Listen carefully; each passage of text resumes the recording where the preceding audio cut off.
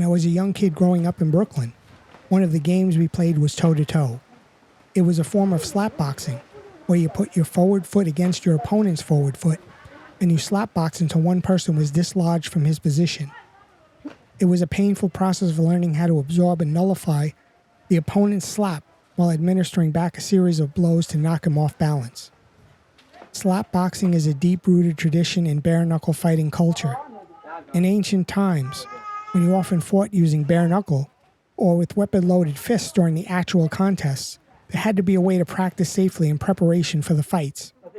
In lieu of boxing gloves and other modern hand protection, one of the most common forms of training was slap boxing.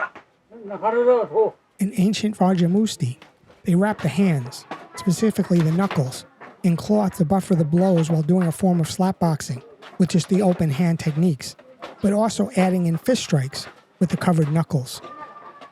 In Southeast Asia, specifically Thailand, Burma, and Cambodia, a form of progressive slap boxing was taught as part of the active training process.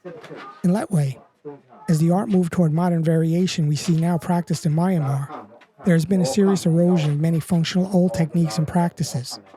My teacher, the late Saya U Pyi Kyaw, said that the newer training routines with boxing gloves were a tremendous asset to preparing for a bare-knuckle contest, but he also felt that the slap boxing progression should be taught because within the bare-knuckle arsenal, there was a large amount of functional open hand blows that could be strengthened with extensive hand conditioning.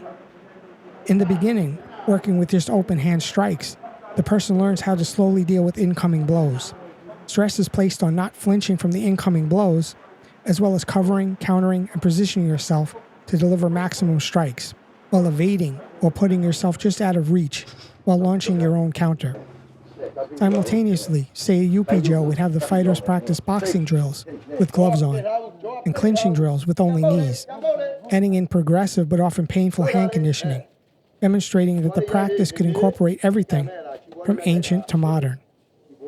The fighters would then progress to slap boxing with knees, and the teacher might say unattached knees, which means no grabbing or clinching, just a 1-2 strike followed by a quick knee, then maybe stepping out while delivering yet another slap. This developed quick in and out combos with hands and knees. They would then often work on clinch rounds, clinching and throwing as many knees as they can get in without being thrown to the ground. Saya U Pyi would often couple, in a similar fashion, slap boxing with heavy power clinch rounds. This in the end would lead to full sparring practice matches, with all tools safely incorporated, from slaps to knees, to kicks to trips and throws. Slap boxing can be a wonderful tool when used in conjunction with a myriad of other training drills. It shows how one can keep an ancient training tool and use it within the context of a modern training routine.